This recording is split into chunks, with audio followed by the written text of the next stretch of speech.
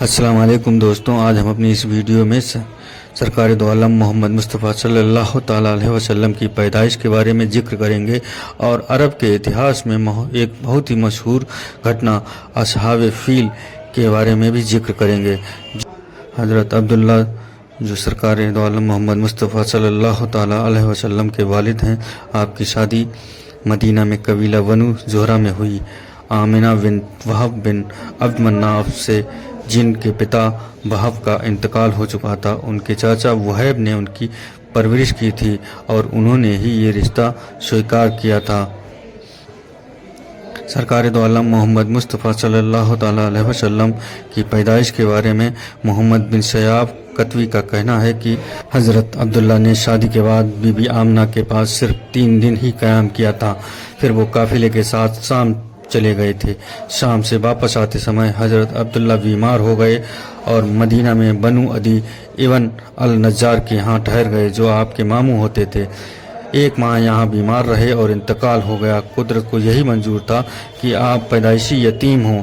والد کے انتقال کے بعد 20 اپریل 570 عیسوی بروز سوموار طلوع صبح صادق خاتم النبی سرکار دو عالم محمد مصطفیٰ صلی اللہ تعالیٰ علیہ وسلم اس دنیا میں تشریف لائے اور اسی سال اصحاب فیل کی گھٹنا گھٹی تھی۔ دوسری روایت کے مطابق 29 اگست 570 عیسوی بروز سوموار مطابق 12 ربیع الاول آپ کی پیدائش ہوئی۔ علامہ محمد رضا مصری کی تحقیق کے مطابق 20 اگست 570 عیسوی پیدائش کی تاریخ ہے، جس کے مطابق 12 ربیع الاول سوموار۔ کچھ شودھ کرنے والے اتہاسکار 9 ربیع الاول آپ کی تاریخ پیدائش بتاتے ہیں، لیکن شروع سے 12 ربیع الاول کو ہی تاریخ پیدائش مانا جاتا ہے۔ ابن سعد نے 10 ربیع الاول سوموار ولادت کی تاریخ بتائی۔ سبھی اس بات کو ایک سور میں سویکار کرتے ہیں کہ آپ کی پیدائش کا دن سوموار تھا۔ عرب کے اتہاس میں اصحاب فیل کی گھٹنا ایک بڑا مہتو ہے۔ اس سال کا نام بھی عام الفیل، ہاتھی والا سال رکھا گیا تھا۔ اس کے 55 دن بعد حضور سرکار دو عالم صلی اللہ علیہ وسلم کی ولادت ہوئی۔ حمیری حکومت کے زوال کے بعد حبشہ والوں نے یمن پر ادھیکار کر لیا۔ ابرہہ بن سوا اسرم سن 570 عیسوی میں یمن کا گورنر بنایا گیا۔ وہ کٹر عیسائی تھا۔ اس نے یمن کی راجدھانی سنا میں ایک گرجا بنوایا جس کا نام قیوس رکھا گیا۔ یہ ایک سنگ مرمر کی عمارت تھی جو سونے چاندی سے سجائی گئی تھی۔ اسے بنو عباس کے پہلے خلیفہ صفا کے دور میں گرا دیا گیا تھا۔ ابرہہ نے اپنے کنیسہ کو عربوں کے لیے ایک دھارمک کیندر بنانے ہیتو یہ آدیش دیا کہ سارے عرب اب کعبہ کو چھوڑ کر یہاں حج کے لیے آیا کریں، کیونکہ یہ ایک سندر عمارت ہے اور یہاں سبھی سویدھائیں ہیں۔ اس پر ایک عربی جس کا سمبند قبیلہ بنو فقیم بن عدی بن عامر بن سلابہ بن حارث بن مالک بن کنانہ بن خزیمہ بن مدرکہ بن الیاس بن مندر سے تھا، اس نے سنا جا کر ابرہہ کے گرجے میں گندگی پھیلا دی۔ ابرہہ کے پاس جب یہ خبر پہنچی تو اس نے قسم اٹھائی کہ وہ خانہ کعبہ کو مسمار کر دے گا۔ اس نے مکہ پر ایک بڑی فوج لے کر چڑھائی کر دی۔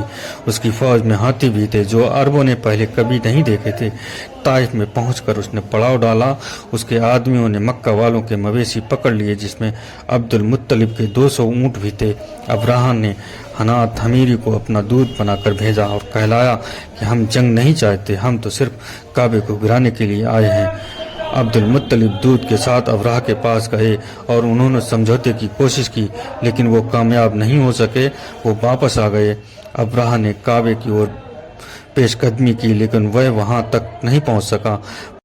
مکہ والے پہاڑوں پر چڑھ گئے۔ عبد المطلب نے کعبے کے مالک سے کعبے کی حفاظت کرنے کے لیے دعا مانگی۔ ابرہہ پر عذاب الہی آیا، اس کی ساری فوج مر گئی اور وہ سوئم یمن کی سیما میں جا کر فوت ہو گیا۔ اسی سال عرب میں چیچک اور خسرے کی بیماری دیکھی گئی۔ ابرہہ کے بعد اس کا لڑکا 571 عیسوی میں یکسوم یمن کا حکمراں بنا۔ اس گھٹنا کا قرآن کریم میں بھی ذکر ہے۔ یہ ایک ایسی گھٹنا تھی جسے عرب صدیوں تک نہیں بھلا سکے۔ اس سال کو عام الفیل نام دیا گیا اور ایک پرکار سے سمے کے حساب کے لیے سن کی طرح اس سال کی گणنا کی جانے لگی۔ حضور اس گھٹنا کے 55 یا 50 دن بعد اس دنیا میں تشریف لائے۔